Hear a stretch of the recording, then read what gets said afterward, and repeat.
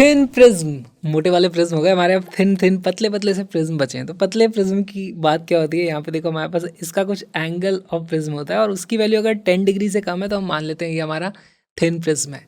तो ऐसा करने के फ़ायदे क्या होते हैं, देखो हमारे पास यहाँ पर हम लिख सकते हैं भाई 1 इंटू साइन आई। अगर यहाँ पे कोई रे इस तरीके से इंसिडेंट है तो इसको मैं लिख दूंगा mu into sine of R1।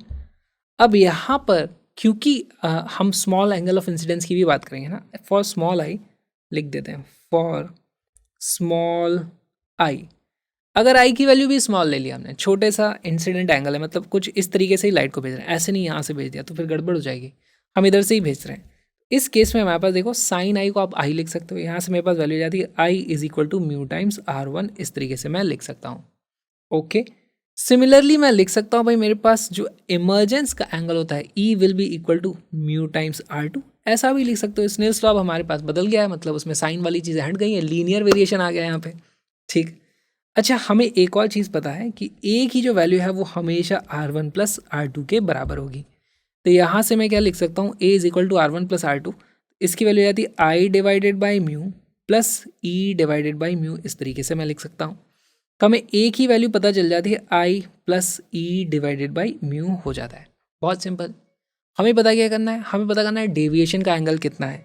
Deviation हमेशा होता है I plus E minus A के बराबर, हमेशा ऐसा ही होगा। इसकी वैल्यू अब देखो कितनी आ जाती है, I प्लस E को मैं लिख सकता हूँ म्यू टाइम्स A के बराबर, है ना। यहाँ से I प्लस E को क्या लिख सकते हैं, म्यू टाइम्स A, तो mu times A minus A आ जाता है। तो यहाँ से हमारे पास फॉर्मूला आता है भाई deviation is equal to A into mu minus 1। This is the important formula of thin prism. आप यहाँ पे स्मॉल एंगल ऑफ इंसिडेंस के लिए बोल सकते हो भाई यहाँ पर कुछ एक फिक्स डेविएशन होता है, छोटे मोटे यहाँ पर अगर आपके स्मॉल एंगल ऑफ इंसिडेंस है तो A multiplied by mu minus 1। यहाँ पे ये चीज़ हम डिज़ाइन करते हैं, जैसे मैं प्रिज्म बना रहा हूँ, A की वैल्यू मैं डिसाइड करूँगा, चलो 5 डिग्री रख लेते हैं, म्यू की वैल्यू मैं डिसाइड करूँगा, लेट से 1.5 का मटेरियल ले लेते हैं। तो ये अब ये फिक्स्ड हो गया ना, छोटे मोटे एंगल ऑफ इंसिडेंस के लिए डेविएशन इतना ही आएगा।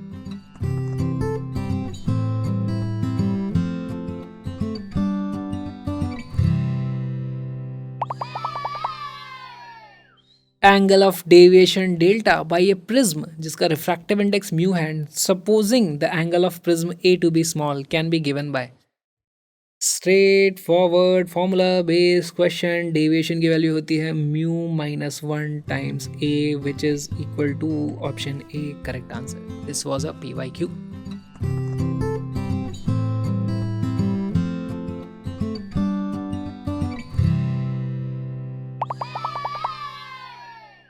A ray is incident at an angle of incidence I on this one surface of small angle prism, जहाँ पे prism angle A है, and emerges normally from the opposite surface. If the refractive index of the material of the prism is mu, then the angle of incidence is nearly equal to. तो अब ये भी again straight forward formula based question है, तो video को pause करो, आप solve करो, फिर इसका सोल्यूशन देखते हैं।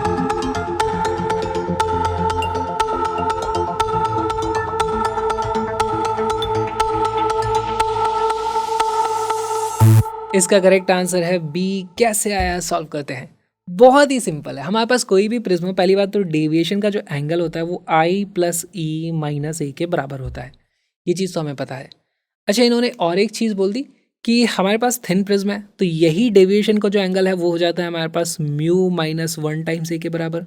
ठीक, फिर इन्होंने बोला है कि नॉर्मल इमर्जेंस है। नॉर्मल इमर्जेंस मतलब हमारे पास अगर कोई इस तरीके से सर्फेस है, नॉर्मली उससे ही निकल जा रही है, तो E की वैल्यू कितनी हो जाएगी, यही हमारा नॉर्मल है, इधर ही निकल रही है। एंगल ऑफ इमर्जेंस E की वैल्यू भी इन्होंने दे दी है 0, E की वैल्यू रख दो 0।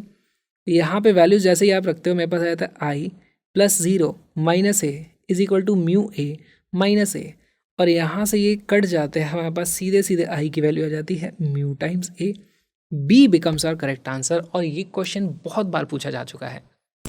ये जो छोटा सा वीडियो आपने देखा, एक छोटा सा पार्ट है प्यारे से सुंदर से कलरफुल से क्रैश कोर्स का, जिसमें 11th और 12th के सारे टॉपिक्स को कलरफुल ग्राफिक्स के साथ हमने कवर किया है, ताकि आपको अच्छे से विजुलाइज हो जाए, और हर तरीके के PYQs को इंक्लूड कर लिया ताकि आपकी ज़बरदस्त प्रैक्टिस भी हो जाए।